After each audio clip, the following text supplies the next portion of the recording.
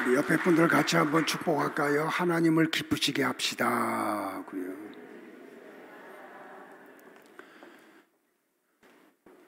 자, 우리 지난주 같이 들었던 말씀을 복습 한번 하고 그리고 오늘 말씀으로 넘어갈까요? 우리는 예배자로 살아가죠. 그런데 모든 사람들이 같은 예배자가 아니다. 교회 와서 찬양하고 말씀 듣고 헌금 드리고 기도한다고 외형적으로 나타나는 현상이 똑같다고 그 예배가 다 똑같은 예배가 아니다. 교회 안에도 알곡과 가라지가 있다. 그런데 이 아벨이라고 하는 사람은 하나님이 기뻐하시는 예배가 뭔지를 알았죠. 어떻게 알았다고요? 하나님이 믿음을 선물로 주시니까 하나님이 기뻐하는 예배가 뭔지를 알아요. 그래서 당시에 가장 가치가 없는 돈도 되지 않는 짐승을 키우고 짐승을 잡아서 하나님 앞에 예배를 드리죠. 그런데 같은 아담의 자손인데 아들인데 가인은 하나님이 받으시는 예배가 뭔지를 몰라요. 그런데도 그는 예배자로 살아가요. 자기는 자기 나름대로 가장 가치가 있는 땅에서 나는 곡물을 가지고 하나님 앞에 예배를 드리죠. 그런데 하나님이 그 예배를 받으셔야 안 받으세요? 받지를 않으세요. 심지어는 가인이라고 하는 사람 자체를 거절하세요. 그러면은 정말 믿음의 사람이라고 하면 하나님 앞에 와가지고 물어봐야 되겠죠.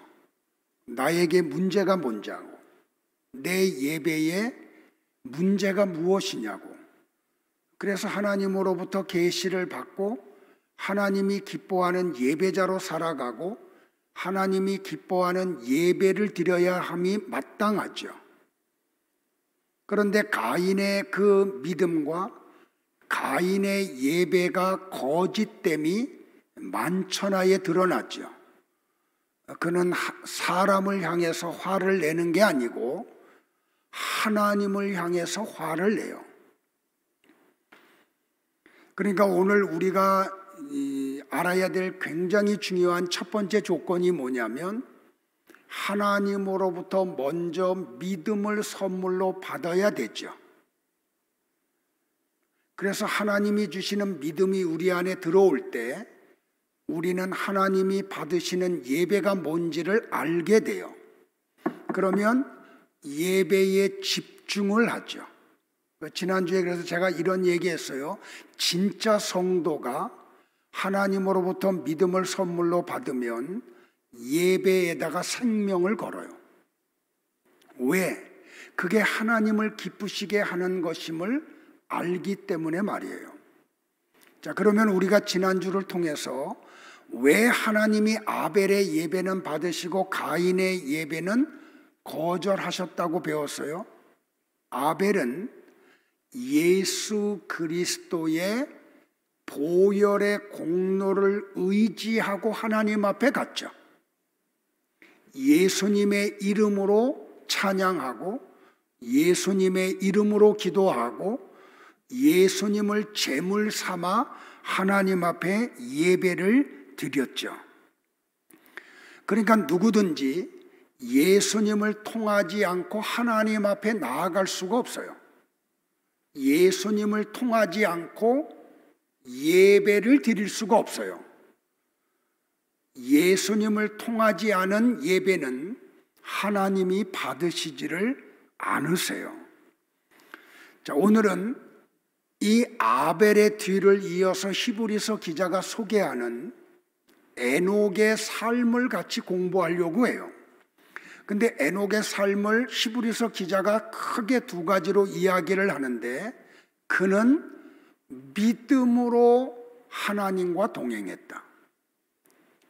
그리고 그는 그 믿음으로 하나님과 동행함으로 하나님을 기쁘시게 하는 삶을 살았다.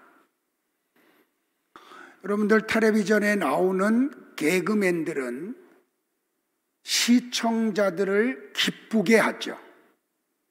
그래서 누가 더 시청자를 기쁘게 하느냐에 따라서 개런티가 높아져요. 탤런트들도 마찬가지죠. 그 관객들을 기쁘게 하면 그들의 개런티가 올라가요. 가수들도 그러죠. 그래서 탑 클래스가 되면 광고 한 편 찍는데 몇십억을 받아요. 가수들이 한 번 가서 노래 두세 곡 부르면 몇 천만 원을 벌어요. 그런데 성도는 그렇게 자기의 유익을 위해서 자기의 가치를 높이고 개런티를 많이 받기 위해서 탤런트를 개발해 가지고 사람들을 기쁘게 하는 삶을 살지 않아요.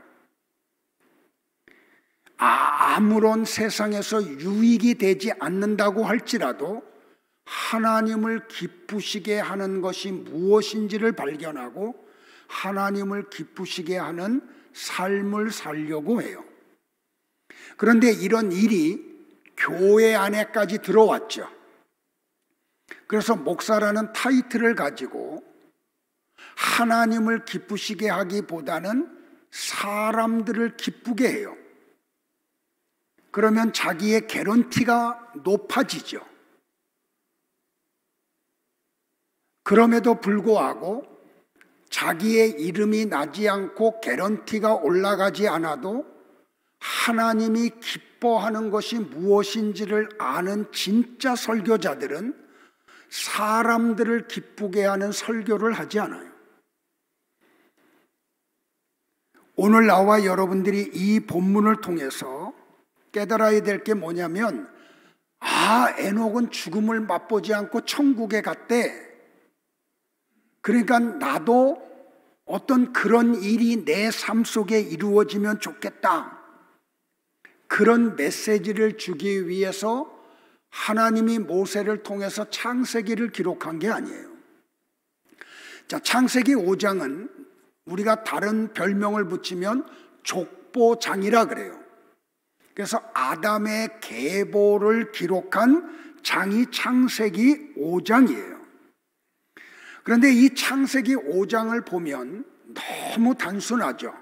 누가 몇 세에 아들을 낳고 몇 년 동안 살면서 자녀를 낳았다. 그리고 몇 살에 죽었다. 이런 단순한 내용이 반복되고 있어요. 그러면 이 창세기 5장을 통해서 하나님이 우리에게 주시는 메시지가 뭐냐면, 진짜 믿음을 하나님으로부터 선물 받은 성도들은 이 세상에 사는 동안 어떤 삶을 살아야 되는가? 성도가 해야 할 마땅한 일이 무엇인가? 오늘 나와 여러분들이 이걸 발견하셔야 돼요. 그래서 여러분들이 이 세상에 사는 동안 성도가 해야 할 일이 무엇인지를 알고 그 일을 해야 돼요. 지금 여러분들이 갖고 있는 직업이나 그 사업은 엄밀히 말하면 부업이에요. 성도의 본업이 뭔지 예수님이 정확하게 우리에게 요한복음 6장 29절에서 설명해 주셨어요. 같이 한번 볼까요? 시작.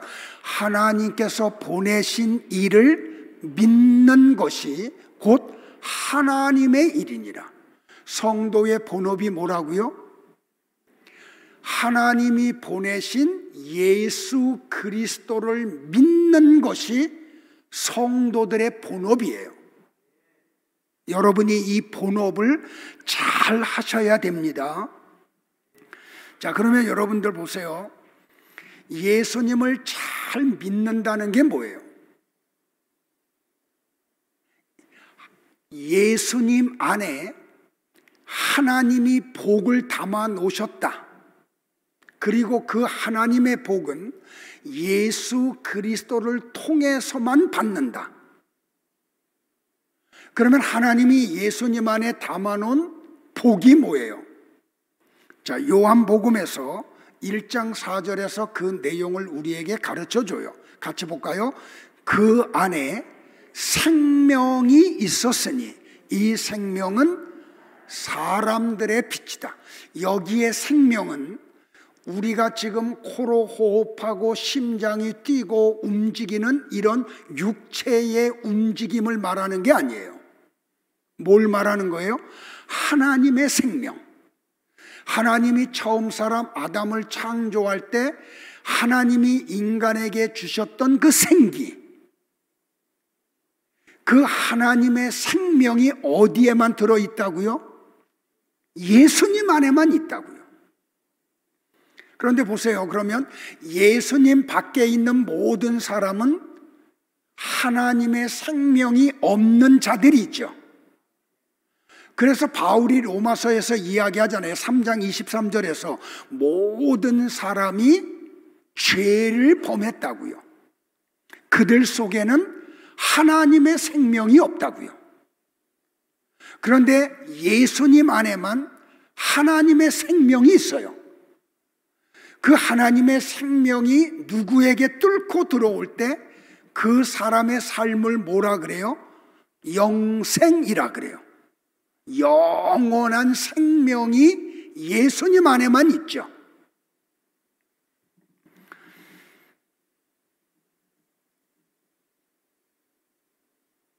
그런데 이 예수님 안에 있는 생명을 가리켜서 뭐라 그래요? 이게 복이다라고 얘기해요. 이게 바라크야라고 얘기하는 거예요. 그러면 어떤 분들은 항변을 하죠.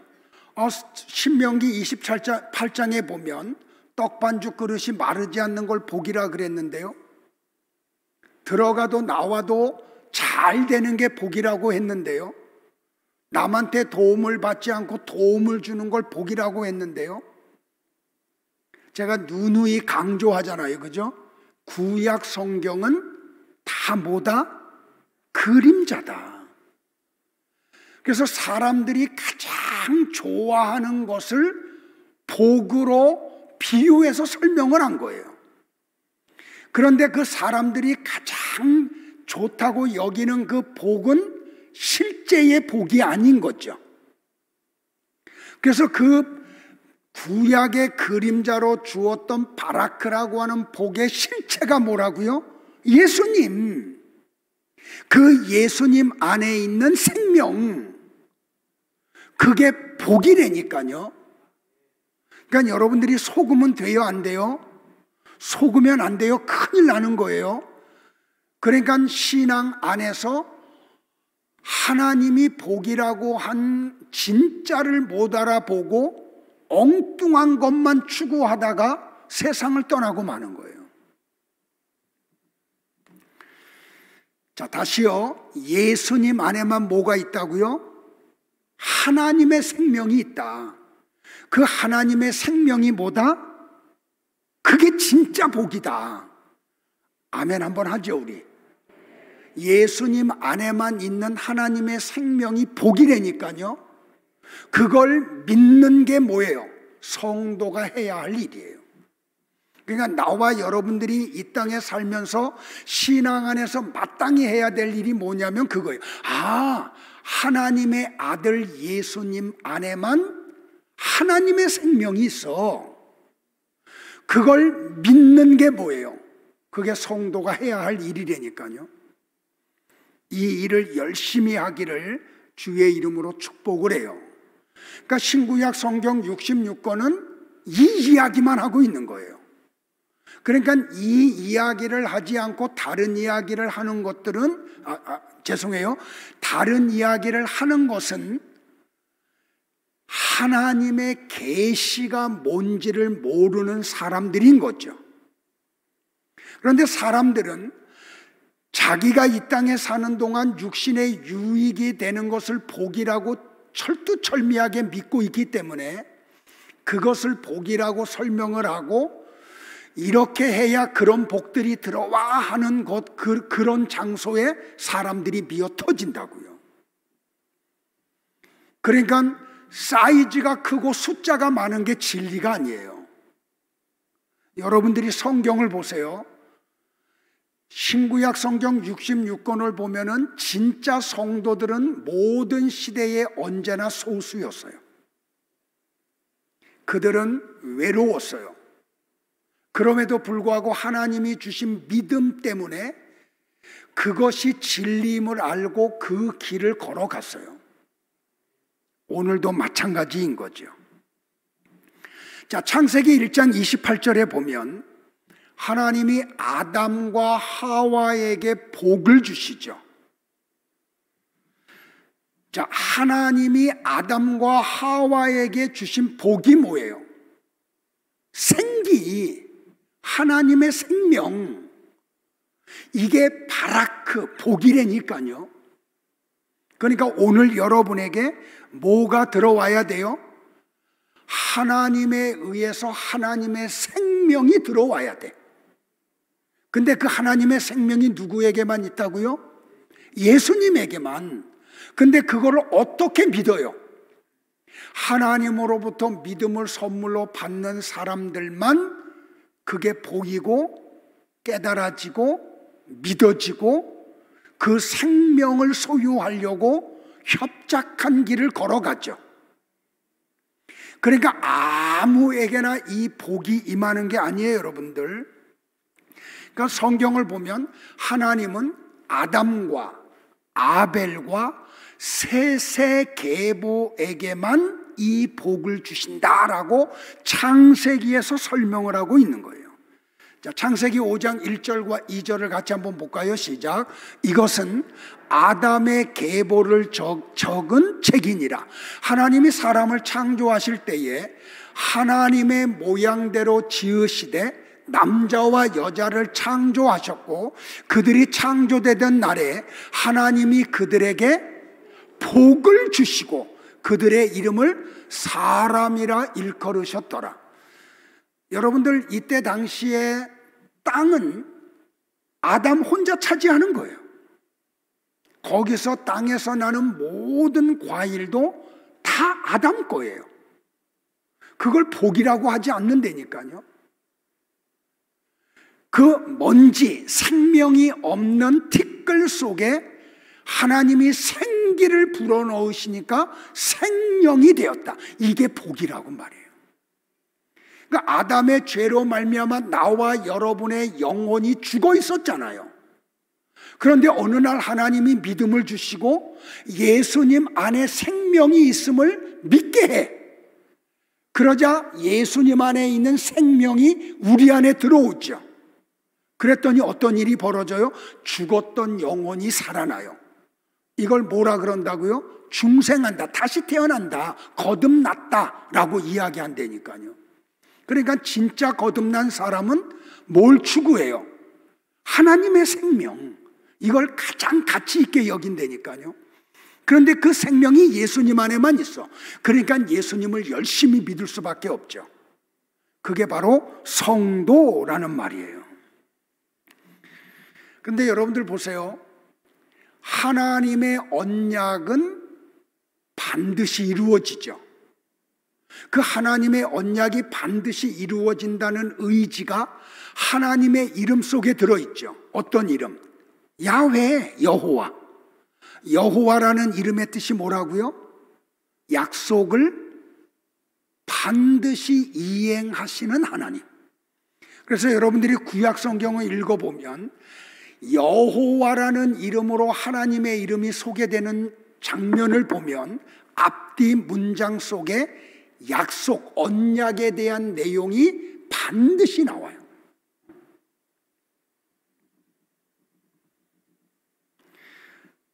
근데 이 하나님의 복은 사람에게서 출발하는 게 아니라 그러죠. 그게 창세기 1장이 우리에게 주는 메시지예요. 그러니까 아담과 아벨과 셋으로 이어지는 하나님의 택한 백성에게만 하나님의 복이 주어져요. 바라크가.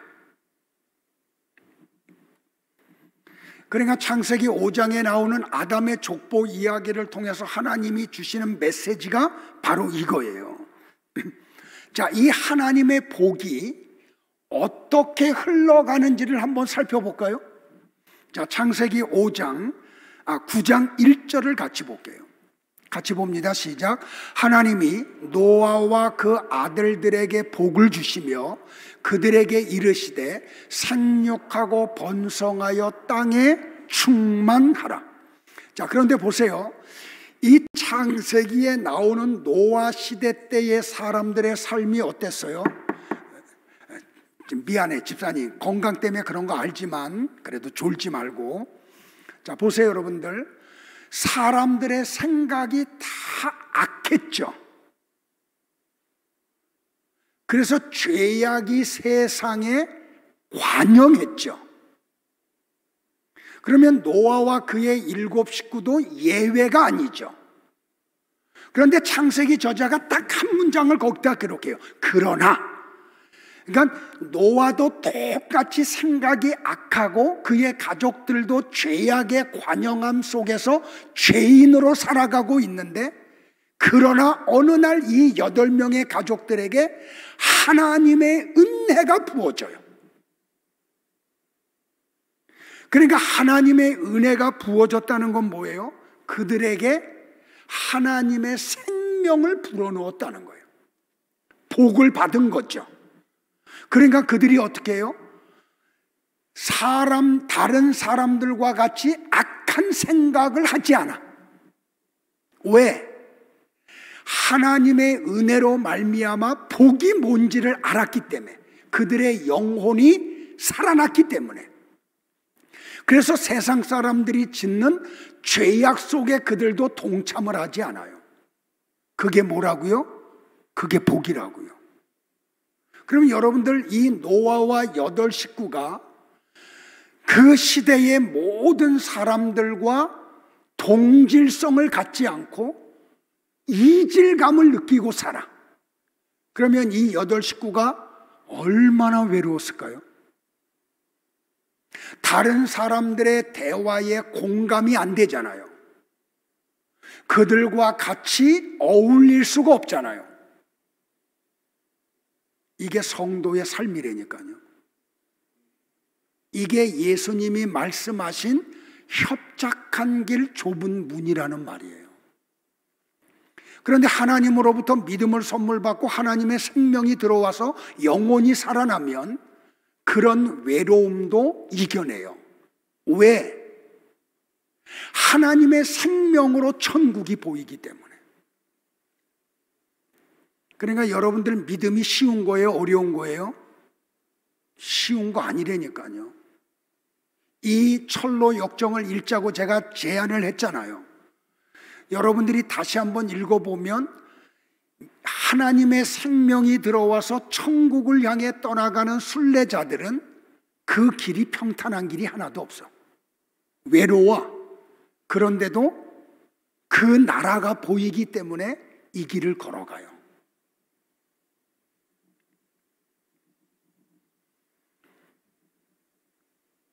자, 그런데 이 하나님의 복이 창세기 12장으로 가면은 또 어디로 흘러가는지를 같이 한번 볼까요? 2절과 3절을 봐요. 같이요. 내가 너로 큰 민족을 이루고 네게 복을 주어 네 이름을 창대하게 하리니 너는 복이 될지라. 너를 축복하는 자에게는 내가 복을 내리고 너를 저주하는 자에게는 내가 저주하리니 땅의 모든 족속이 너로 말미암아 복을 얻을 것이라. 아담과 아벨과 셋에게 주셨던 그 하나님의 복이 노아에게 흘러가죠. 그 복이 창세기 12장에 와서는 누구에게로 흘러가요? 아브라함에게로 흘러가요. 근데 여러분들 보세요. 이 아브라함의 삶이 어땠다고요? 그의 삶의 터전은 갈대아 우르예요. 바벨론이에요. 여러분들 요한계시록을 보면 바벨론이 어떤 곳이에요? 하나님을 대적하는 사단의 도시야.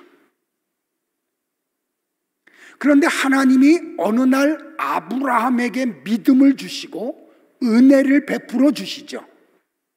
그리고 하나님의 생명을 불어넣어 주셔. 그러니까 어떻게 해요? 세계 4대 문명의 발생지 가운데 하나인 메소포타미아 문명의 그 혜택을 누리던 아브라함이 세상의 모든 문명의 혜택을 포기하고 하나님의 지시하는 땅을 향해서 떠나가요. 이게 믿음이라니까요. 그리고 이 믿음이 어디로 흘러와요? 하나님이 창세전에 선택한 택자들에게만 흘러가요. 오늘 여러분에게 이 생명이 있습니까? 그러면 여러분들은 하나님의 택자들이죠. 하나님의 사랑하는 자녀들이고, 그러면 여러분 안에 하나님의 생명이 주어지면 어떤 일이 벌어진다고요? 세상 사람들, 악한 생각을 갖고 있고 죄악 속에 살아가는 사람들의 삶 속에 들어가질 못해요.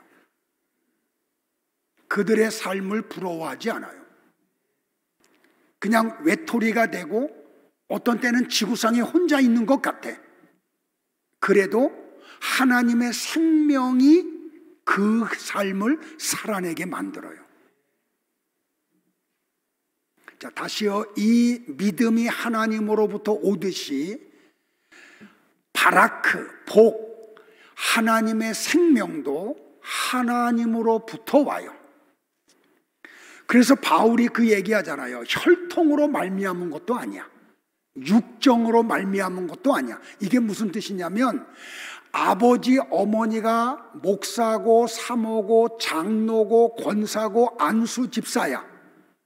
그렇다고 자녀들에게 자동적으로 하나님의 생명이 일어나는 거 아니에요. 지금 많은 사람들이 한국교회의 미래를 걱정을 해요. 지금 여러분 가정에 얘기하는 거예요. 그래도 장년들은 신앙생활을 하는데 그 장년들이 그렇게 믿음이 좋다는 그 장년들의 자녀들은 지금 어떻게 하고 있어요? 특별히 이 코로나가 얼마나 많은 신앙에 아픔을 주는지 몰라요. 어제도 한 가정하고 좀 한 대여섯 시간 긴 시간 교제했거든요. 그 조용한 자리에 가서 이야기를 나누면서 한 이야기가 뭔지 아세요, 여러분들? 코로나 팬데믹으로 인해 가지고 비대면으로 예배를 드리는데 첫째 주는 그냥 가슴이 아프더래. 근데 둘째 주가 되니까 조금 편안해지더래. 그러다가 한 달이 지나가고 두 달이 지나가고 1년이 지나가니까 익숙해지더래요. 그러면서부터 어떤 일이 벌어지냐면 뭐 굳이 교회까지 가야 될 필요가 있나? 그냥 녹음한 걸로 들어도 되지. 여러분들 속에 정말 하나님의 생명이 있다고 하면 성경의 말씀대로 믿지 않고 살지 않는 자녀들을 향해서 그렇게 편안할 수 있을까요? 어떻게 그렇게 아무런 두려움이 생기지 않을까요? 우리 예배를 시작할 때마다 항상 사도신경으로 신앙을 고백하죠. 그 사도신경의 마지막 부분이 뭐예요? 저리로서 산자와 죽은 자를 심판하러 오시리라. 여러분들 그 신앙 고백할 때마다 두렵지 않아요? 이 세상의 돈 몇 푼 때문에 어떻게 예배와 그걸 바꾸냐고요. 제가 요새는 말 안 해요. 내가 말한다고 해 되는 것도 아니니까.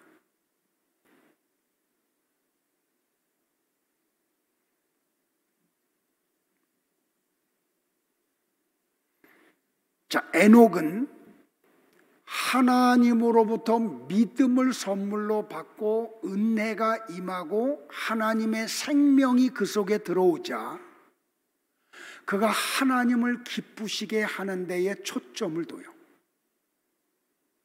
사람들의 마음에 합하려고 하지 않고 사람들의 비율을 맞추려고 하지 않고 사람들을 기쁘게 하려고 하지 않아요.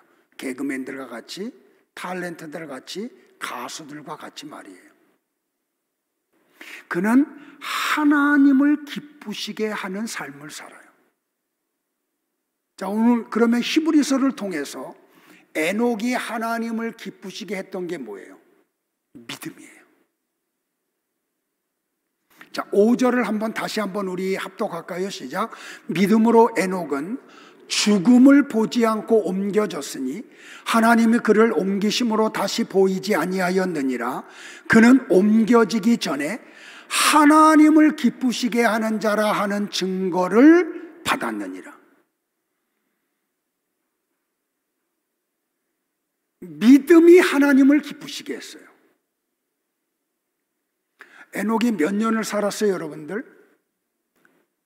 365년을 살았죠. 여러분들 에녹 시대의 사람들의 평균 수명이 몇 년이었는지 알아요? 900년이 훨씬 넘어요.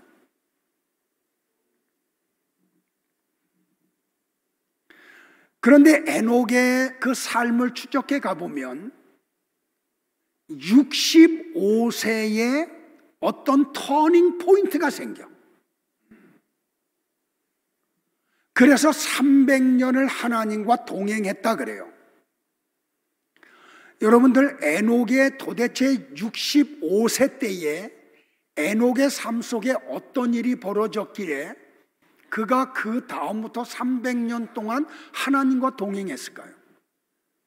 그러니까 창세기와 히브리서를 우리가 종합적으로 이렇게 연구를 해보면 뭘 유추할 수 있냐면 65년 동안은 그는 하나님을 기쁘시게 하는 걸 우선순위에 두지 않았어요.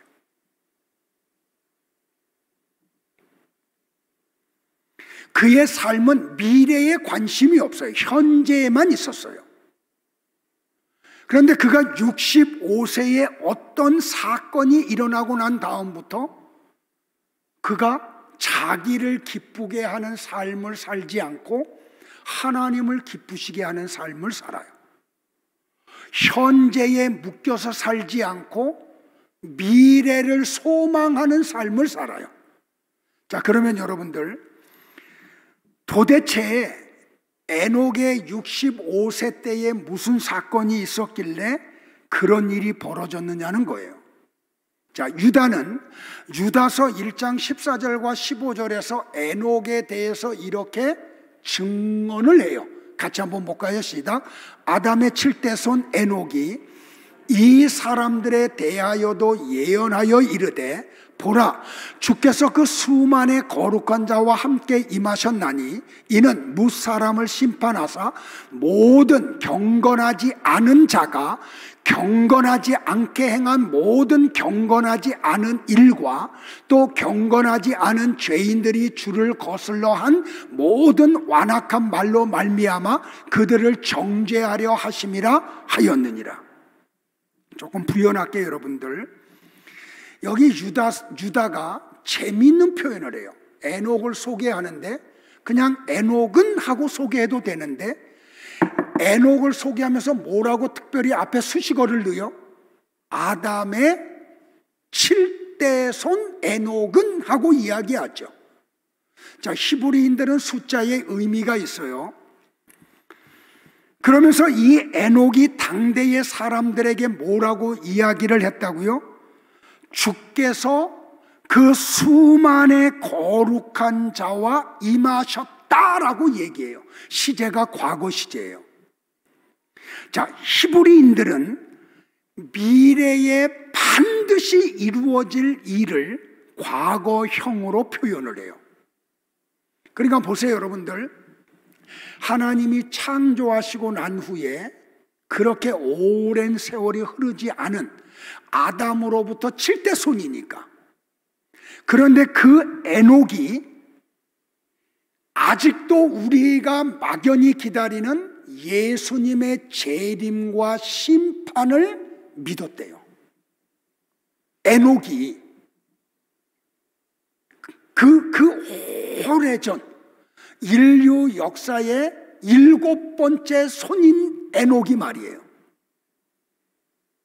그래서 당대의 사람들에게 이걸 전했다니까요. 전도했다니까요. 야, 언젠가 예수님이 재림하셔. 그러면 하나님의 심판이 있어. 이걸 전했다니까요. 그럼 여러분들 보세요. 도대체 에녹이 어떻게 그걸 믿었느냐는 거예요. 자, 우리 지난주와 연결해서 계속 보면 결론은 그거죠. 하나님이 믿음을 선물로 주셨기 때문에. 그런데 에녹의 삶 속에 어떤 특별한 사건이 벌어져요. 그 사건 이후에 에녹의 삶이 완전히 바뀌어져요. 자, 창세기 5장 21절, 22절, 23절로 갈게요. 같이 봅니다. 시작. 에녹은 65세에 누구를 낳고? 무두셀라를 낳았고, 무두셀라를 낳은 후 300년을 하나님과 동행하며 자녀를 낳았으며 그는 365세를 살았더라. 그러니까 에녹의 삶의 터닝 포인트가 언제냐면 65세에 아들 하나를 낳은 사건이 그의 신앙의 터닝 포인트, 인생의 터닝 포인트였어요. 그러면 도대체 아들 낳는 거하고 그의 삶이 바뀌어지는 게 무슨 관계가 있느냐는 거죠. 자, 에녹이 아들을 낳자 하나님이 이름을 무두셀라라고 지어줘요. 무두셀라라고 하는 이름의 뜻은 창을 던지는 자라는 뜻이에요. 자, 이때는 시족 사회죠. 시족과 시족 간의 전쟁이 벌어지면 창을 던지는 자들끼리 싸워요. 그 가족을 대표해서. 그래서 이 창을 던지는 자가 이기면 전쟁에서 이기는 거고, 창을 던지는 자가 지면 그 가족은 그 전쟁에서 지는 거예요. 자, 전쟁에서 이기면 진 가족의 식구들을 노비로 부려먹어. 그런데 전쟁에서 지면 대를 이어서 노비가 되어야 돼요.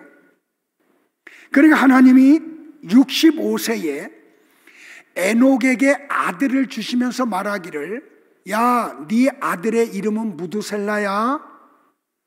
창을 던지는 자야. 네 아들이 죽는 해에 내가 세상을 심판할 거야.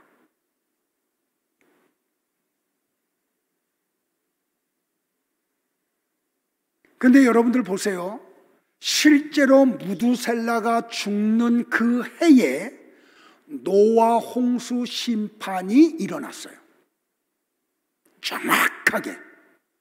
자, 창세기 우리 다 같이 한번 같이 볼게요. 노아 600세 되던, 시작. 노아가 600세 되던 해 둘째 달 곧 그 달 11의 날이라 그날에 큰 기품의 샘들이 터지며 하늘의 창문들이 열려 40주야를 비가 땅에 쏟아졌더라. 자, 노아 홍수 심판이 언제 일어났다고요? 노아가 600살 되던 해에 노아 홍수 심판이 시작이 되었어요. 그런데 이 노아는 무두셀라의 고손자예요. 자, 무두셀라의 아들이 누구예요, 여러분들? 라멕이에요. 그러니까 무두셀라가 몇 살을 사냐면 969살을 살아요. 제가 굵은 글씨란 거 좀 띄워주실래요? 요 설명하는 동안. 자, 보세요. 무두셀라가 187살에 아들 라멕을 낳아요. 그리고 라멕이 182살이 되었을 때 노아를 낳아요. 그러니까 노아가 태어날 때의 무두셀라의 나이가 몇 살이에요? 369살. 그리고 노아가 600세 되던 해에 홍수 심판이 시작됐죠. 그러니까 노아 600세 되던 해는 무두셀라가 몇 살이에요? 969세. 인류 역사상 가장 오래 산 사람이 누구예요? 무두셀라예요. 자, 그럼 여기서 우리 또 하나 이 질문을 던져. 왜 창을 던지는 자, 저 창을 던지는 자가 죽으면 하나님의 심판이 임하는 무두셀라를 하나님이 가장 오래 살게 하셨을까? 왜 그러셨을까? 그 속에 하나님의 숨겨진 메시지가 있어요. 하나님이 그만큼 진노를 유보하고 계시다는 거예요. 여러분들 지금 이 지구촌에서 일어나고 있는 인간들이 하는 그 짓들을 보면 용서하세요. 내가 만약에 하나님은 벌써 쓸어버렸어. 그런데 하나님이 기다리세요. 인내하세요. 회개하기를, 돌아오기를. 지금도 기회를 주고 계시는 거죠. 그래서 성경이 이야기하는 거예요. 보라, 하나님의 심판이 언제 부시불식간에 임할지 몰라. 그러니까 너희들은 은혜 받을 때에 은혜를 받아.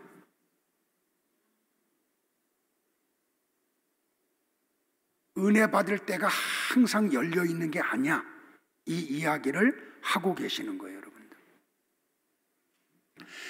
자, 이렇게 에녹은 무두셀라라고 하는 아들을 낳고 그 아들의 이름 속에 담겨져 있는 뜻을 통해서 하나님의 계시를 확신해요. 아, 이 아들이 죽는 해에 하나님이 심판이 임하시는구나. 그리고 그때부터 그걸 믿어요. 그리고 믿음의 삶을 살아가요. 그 믿음을 보시고 하나님이 기뻐하신 거예요. 자, 보세요, 여러분들. 그러니까 이때부터 에녹은 어떻게 살았을까요? 무두셀라가 놀다가 저 절벽 가까운 데 가서 그냥 막 간이 오그라들었다 펴질 정도로 그런 애들은 그런 데로 잘 가잖아요. 그런 데서 놀면은 긴장하는 거야. 애가 감기라도 걸리면 에녹은 긴장하는 거예요. 왜? 우리 아들 죽으면 하나님의 심판이 임하니까. 그걸 믿었다니까요. 근데 여러분은 어때요? 신구약 성경 66권을 통해서 하나님이 얼마나 강조해요. 마지막이 있다고, 심판이 있다고. 그런데 여러분은 성경을 보면서 하루하루를 그렇게 살아가요? 안 그러잖아요. 에이, 오늘 무슨 일이 있겠어. 어저께 떠올랐더니 오늘 보니까 오늘도 떠올라오는데 뭐 저녁이 되면 서산으로 기울겠지. 그렇게는 하나님을 기쁘시게 못한다니까요. 오늘이 마지막일지 몰라. 오늘이. 그러면 만약에 여러분들 오늘이 지구가 끝나, 하나님의 심판이 임해, 그러면 여러분의 자녀들에게 영어 단어 하나 더 외우라고 하겠어요? 교회 데리고 오겠어요? 오늘 끝나는데, 오늘 끝나는데.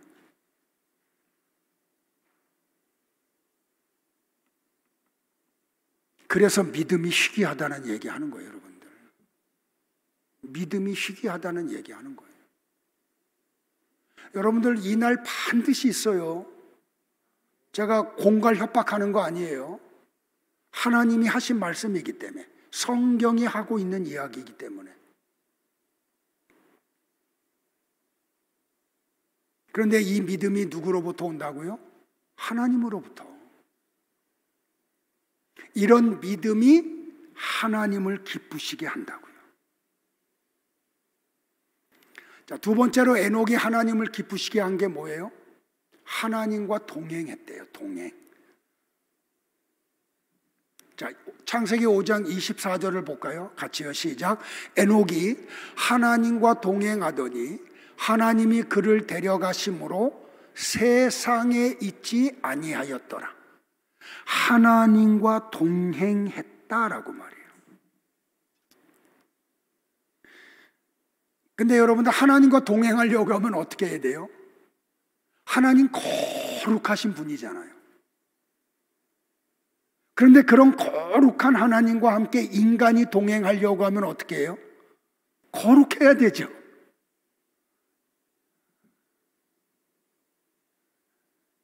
그 하나님과 동행한 에녹이 하나님을 기쁘시게 했다고 말해요. 아들이 죽으면 하나님의 심판이 임하니까. 그 아들을 볼 때마다 이놈이 죽으면 하나님의 심판이 임해. 그러니까 그때부터 어떻게 해요? 심판이 있음을 믿고 사는 거죠. 그리고 천국을 소망하며 사는 거예요. 자, 아모스 3장 3절에서 이런 내용이 나와요. 두 사람이 뜻이 같지 않은데 어찌 동행하겠으며. 그러니까 이 말씀을 아모스서를 통해서 보면 에녹은 하나님의 선하시고 기뻐하시고 온전하신 뜻이 무엇인지 알았다는 거죠. 그리고 하나님을 같이 동행하는 삶을 살았다는 말이에요. 그러니까 여러분을 향한 하나님의 선하시고 기뻐하시고 온전하신 뜻이 무엇인지 여러분은 어떻게 해야 돼요? 아셔야 돼요.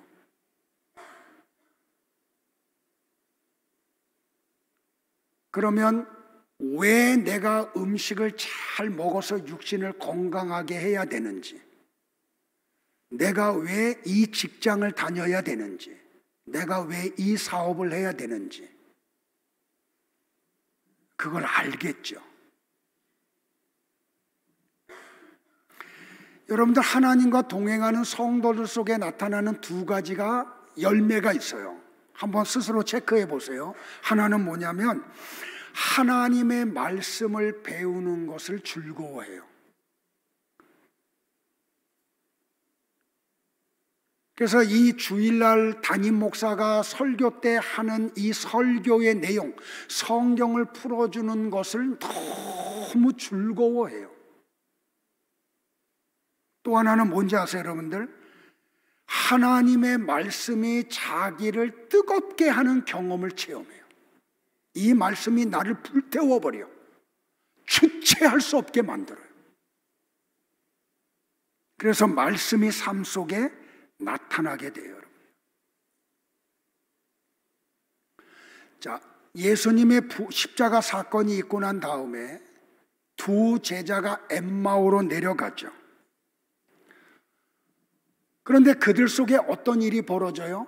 예수님이 구약 성경을 풀어서 설명을 해주죠. 그러자 이 두 제자 속에 어떤 게 일어나요? 가슴이 뜨거워지죠. 그러자 어떻게 해요? 떠났던 예루살렘으로 다시 올라가서 예수님의 부활을 제자들에게 증언하죠. 바로 이런 삶이 하나님을 기쁘시게 한다고요. 이런 삶이.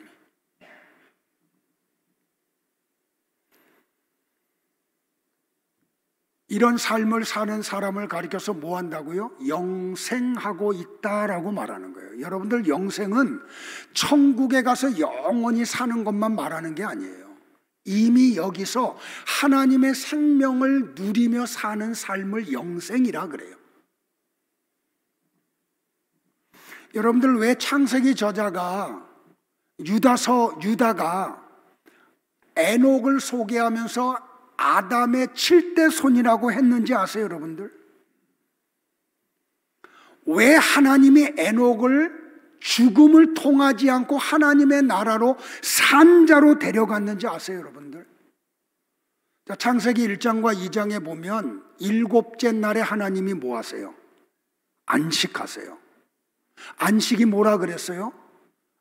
6일 동안 열심히 돈 버느냐고 육체를 움직여서 에너지가 고갈됐으니까 7째 되는 날에는 그냥 음식 먹고 쉬면서 에너지 충전하자. 그게 안식이에요? 성경이 말하는 안식은 그거 아니라 그랬죠. 왜? 하나님이 안식한다 그랬거든. 안식이라는 단어가 첫 번째 적용된 분이 하나님이세요.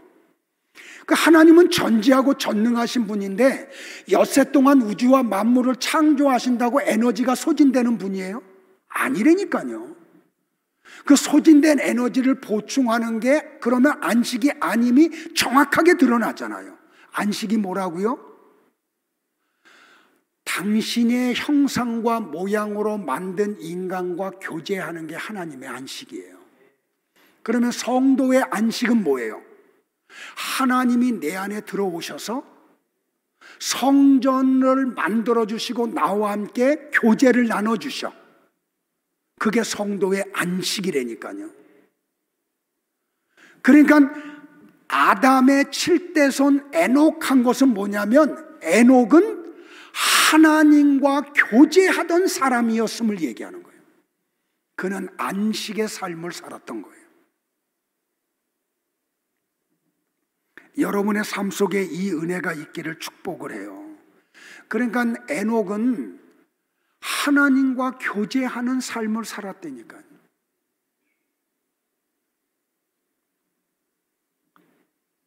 자, 말씀을 정리할게요, 여러분들. 아까도 얘기했어요. 인류 역사상 가장 오래 산 사람이 무두셀라야. 몇 년 살았다고요? 969년. 거의 천수를 살았어요. 아까도 얘기했지만 왜 그러면 하나님이 무두셀라를 가장 오래 살게 했느냐? 이 창을 던지는 자. 이 창을 던지는 자가 죽으면 심판이 임하는 이 무두셀라를 왜 하나님이 인간 역사상 가장 오래 산 자로 만들었느냐는 거죠. 하나는 이거예요. 하나님의 생명이, 인간의 생명은 하나님의 손에 있어요. 여러분들, 나와 여러분의 생명이 하나님의 손에 있어요. 또 다른 하나는 아까도 이야기했지만, 하나님이 이 악한 인간들을 보심에도 불구하고 심판을 유보하고 계시다는 걸 얘기해요. 여러분이 이뻐서가 아니에요. 그러니까 지금도 하나님이 여러분에게 요구하는 게 뭔지 아세요? 회개예요. 하나님께로 돌아오는 거예요.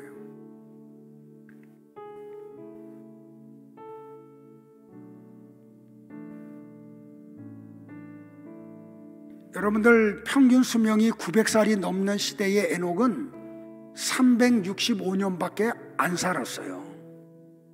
그러니까 3분의 1 조금 넘게 살았다니까요. 에녹이 하나님으로부터 받았던 복은, 상은 생명이에요. 영생이에요. 영생. 그러니까 여러분들이 이 땅에서 조금 더 살려고 그렇게 아둥바둥한, 진짜 하나님의 생명이 들어와서 영생을 누리고 있으면, 이 땅에서 1, 2년 더 살려고 그렇게 아둥바둥 될 필요가 있을까요? 진짜 하나님의 생명이 들어와 있으면.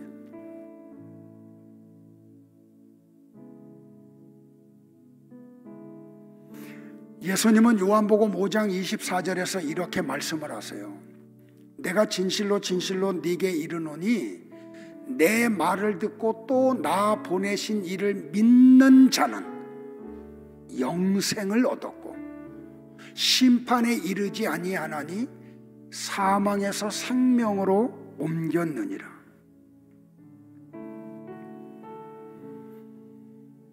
그러니까 이 하나님의 생명이 예수님 안에만 있었던 걸 에녹이 믿었다니까요. 그러니까 에녹은 예수님을 믿은 거예요. 왜? 예수님 안에만 생명이 있으니까. 그 믿음이 하나님을 기쁘시게 한 거예요. 성경도 없는데 어떤 특별한 계시 없이 아들 하나 주신 게 끝인데 에녹은 그 하나님을 믿었다니까요. 예수님을 믿었다니까요. 예수님 안에 생명이 있음을 믿었다니까요. 그 믿음이 하나님을 기쁘시게 했다. 그러니까 오늘 나와 여러분에게 하나님이 지금 보고 싶어 하시는 게 뭔지 아세요? 믿음이에요. 이런 믿음, 이런 믿음. 저 불교 신자들이 믿는 그런 믿음 말고, 다른 종교인들이 말하는 그런 믿음 말고, 세상 사람들이 말하는 그런 믿음 말고 말이에요. 예수님은 요한복음 11장 25절과 26절에서 나사로의 무덤 앞에서 이런 말씀을 하세요. 나는 부활이요 생명이니 나를 믿는 자는 죽어도 살겠고 무릇 살아서 나를 믿는 자는 영원히 죽지 아니하리니 이것을 네가 믿느냐?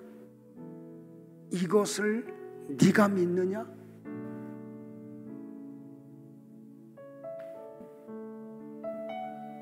에녹은 이걸 믿었다니까요. 그래서 하나님으로부터 상을 받아요. 그 상이 뭐예요? 이 세상에서 오래 사는 거 아니었다니까요. 하나님의 생명 속에 들어가는 거예요. 영생하는 거였어요. 영생이 뭐예요, 여러분들? 하나님의 통치를 받는 거예요. 내 안에 계신 왕이신 하나님이 나를 다스리셔. 나를. 그런데 사탄은 하나님의 통치를 싫어하죠. 그래서 여러분들 성도에게 고난이 찾아오는 거예요. 그럼에도 불구하고 성도들은 에녹과 같이 하나님과 동행하는 삶을 살아요. 여러분들 정말 믿음 생활 하려면 외로워요. 아무하고도 대화가 안 되니까요. 그냥 아무하고나 막 대화가 되는 게 아니야. 여러분들에게 하나 더 충격적인 얘기할까요? 제 설교를 들으면서 은혜 받는 사람들이 있대. 은혜 받았대. 그런데 내가 보니까 전혀 복음적이지 않은 설교를 어떤 분이 해요. 근데 그 설교를 들으면서 또 뭐라냐? 은혜 받았대. 제가 볼 때는 복음하고 전혀 관계없는데. 그러면 여러분들이 받는 은혜는 도대체 뭐예요? 제가 막 헷갈릴 때가 있어.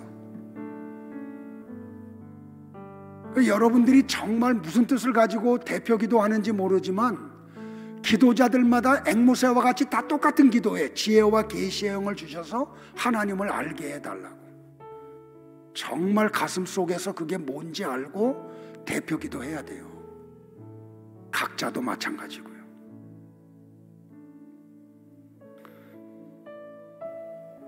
성도 여러분들, 에녹이 죽지 않았대요. 그런데 그 에녹이 그럼 지금 어디 있어요? 하나님 나라에 있죠. 여러분들, 하나님의 나라가 성도들에게 주시는 하나님의 상이에요. 그게 복이에요. 오늘 아침에 제가 아는 어떤 우리 교회 권사님 아니에요. 지금 교회를 정하지 못하고 방황하고 있는 권사님 한 분이 전화가 왔어요. 어머니가 올해 93이신데 곧 운명하실 것 같다고. 그래가지고 급하게 전화가 와가지고 장례 절차에 대해서 문의를 해요. 그러면서 부탁을 해요. 부탁인데 목사님이 모든 장례를 좀 집례해 주셨으면 좋겠다고. 제가 그렇게 한다 그랬어요. 또 한 생명이 이 땅을 떠나요. 지금 우리가 예배드리고 있는 이 시간에도 얼마나 많은 사람이 이 땅을 떠날까요? 오늘 하나님이 여러분들에게 이 아벨과 에녹에게 주셨던 이 믿음, 은혜, 복, 하나님의 생명, 영생 선물해 주시기를 바라요.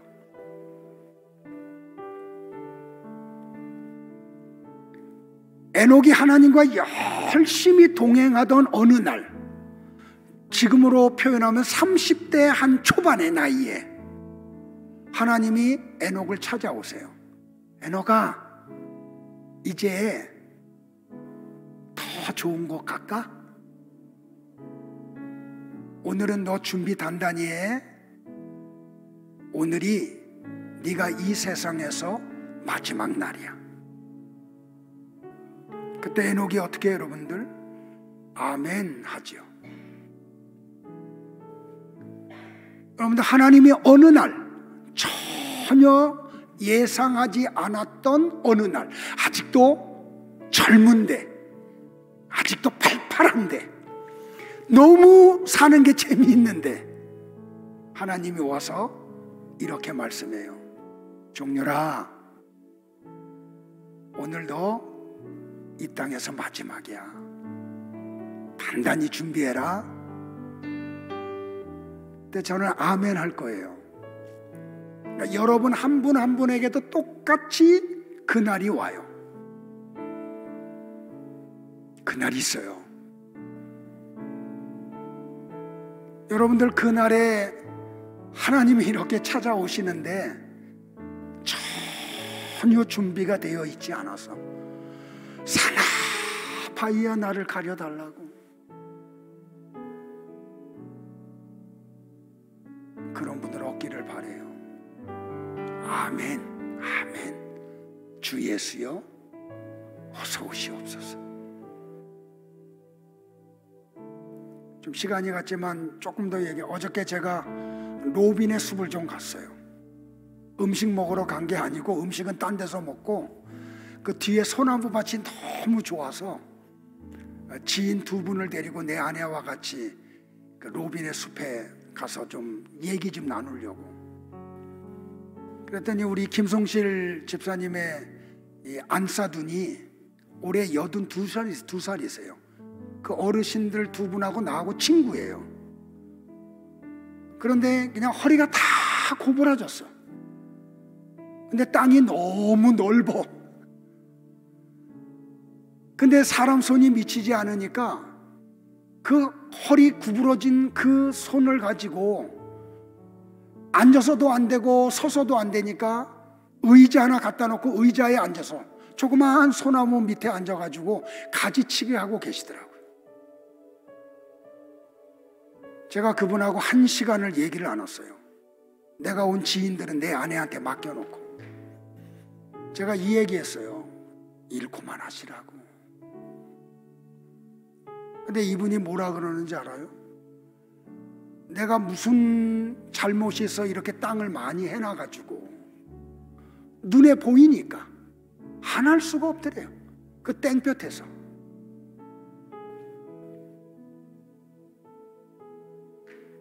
여러분들,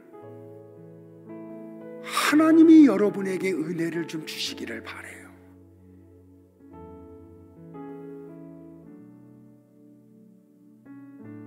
다 같이 일어나실까요? 우리 히브리서 11장 4절, 5절, 6절을 합독하고, 좀 시간이 갔지만 그래도 우리 찬양하고, 그리고 우리 축도로 예배 마치겠습니다. 같이 볼까요? 시작. 믿음으로 아벨은 가인보다 더 나은 제사를 하나님께 드림으로 의로운 자라 하시는 증거를 얻었으니 하나님이 그 예물에 대하여 증언하심이라. 그가 죽었으나 그 믿음으로써 지금도 말하느니라. 믿음으로 에녹은 죽음을 보지 않고 옮겨졌으니 하나님이 그를 옮기심으로 다시 보이지 아니하였느니라. 그는 옮겨지기 전에 하나님을 기쁘시게 하라 하는 자는 증거를 받았느니라. 믿음이 없이는 하나님을 기쁘시게 하지 못하나니 하나님께 나아가는 자는 반드시 그가 계신 것과 또한 그가 자기를 찾는 자들에게 상 주시는 이심을 믿어야 할지니라. 아멘. 설교를 마치고 나면 제가 최 집사님하고 설교 후에 부를 찬양을 정해놨는데, 제가 주일날 아침에 좀 일찍 일어나서 제자리 걸음을 한 30분에서 40분을 해요. 제자리 걷기를. 그러면 온 몸이 땀으로 젖어요. 그때 그냥 하지 않고 찬양을 들으면서 하거든요. 근데 찬양을 듣는데 너무 좋은 버전이 나온 거예요. 그래서 정말 미안한데 최 집사님한테 이른 시간에 전화해가지고 우리 찬양 좀 바꾸자. 근데 오늘 4곡을 메들리로 불어야 돼요. 그러니까 왜 이야기하면 조금 찬양 시간이 한 13분에서 15분 걸린다고. 근데 오늘 말씀하고 너무 맞기 때문에 우리 같이 찬양하고 예배 마치겠습니다.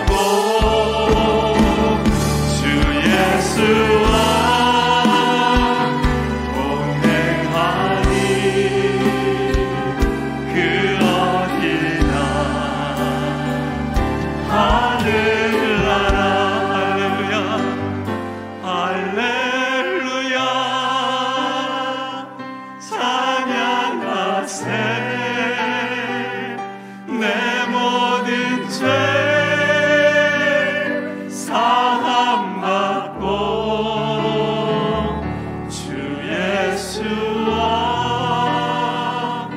동행하니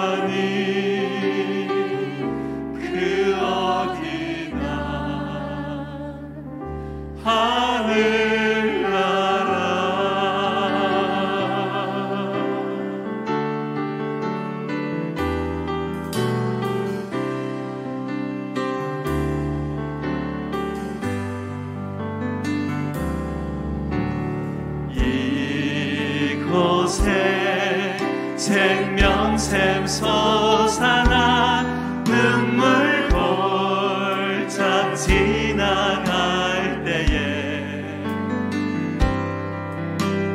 모자나 열매 맺히고 웃음소리 넘쳐나리라. 그날에 하늘이 열리고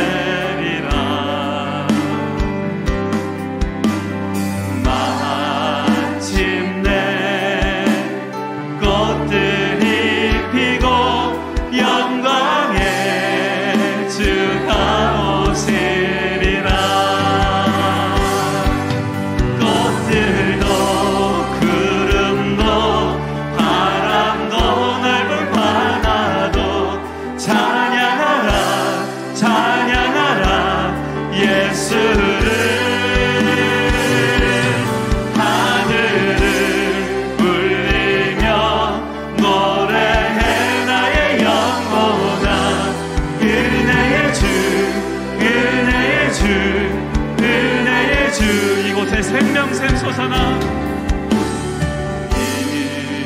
이곳에 생명샘 솟아나 눈물 골짝 지나갈 때에 모자나 열매 맺히고 웃음소리 넘쳐나리라. 그날에 하늘이 열리고 그날에 하늘이 열리고 모든 이가 보게 되리라.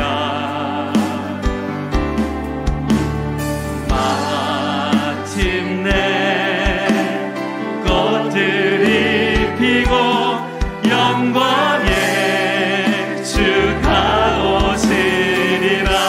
아멘. 꽃들도 구름도 바람도 넓은 바다도 찬양하라 찬양하라 예수를. 하늘을 울리며 노래해 나의 영혼아. 은혜의 주 은혜의 주 은혜의 주. 꽃들도 구름도 바람도 넓은 바다도 찬양하라 찬양하라 예수를. 하늘을 울리며 노래해 나의 영혼아. 은혜의 주 은혜의 주 은혜의 주. 하늘을 울리며 하늘을 울리며 노래해 나의 영혼아. 은혜의 주 은혜의 주 은혜의 주. 내 구주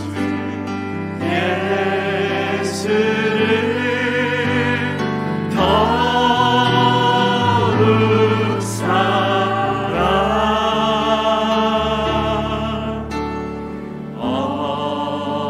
엎드려 비는 말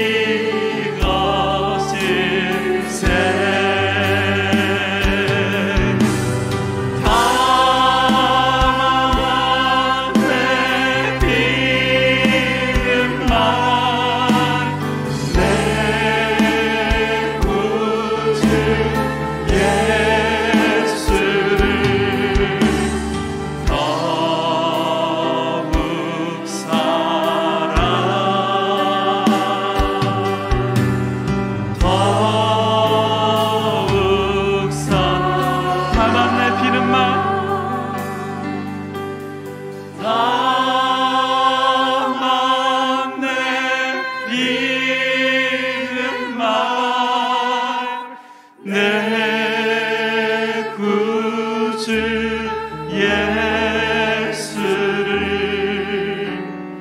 더욱 사랑 더욱 사랑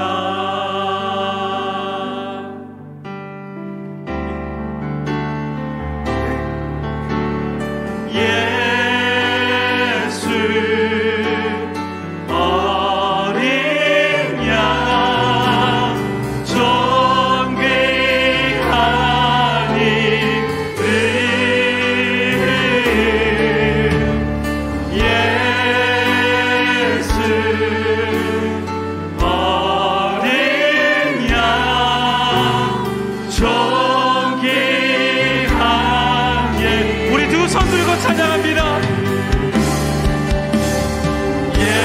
예수 어린 양 존귀한 이름 예수 어린 양 존귀한 예수 어린 양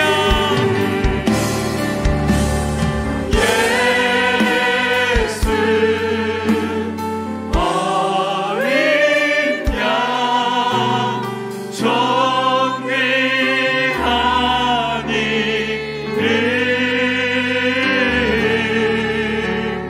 예수 어린 양 존귀한 이름 이제는 우리 구주 예수 그리스도의 은혜와 하나님 아버지의 사랑하심과 성령님 내주하신 은혜와 그 은혜가 모든 성도들 머리 위에 저들이 드린 예물 위에 영원토록 함께 있을지어다. 아멘.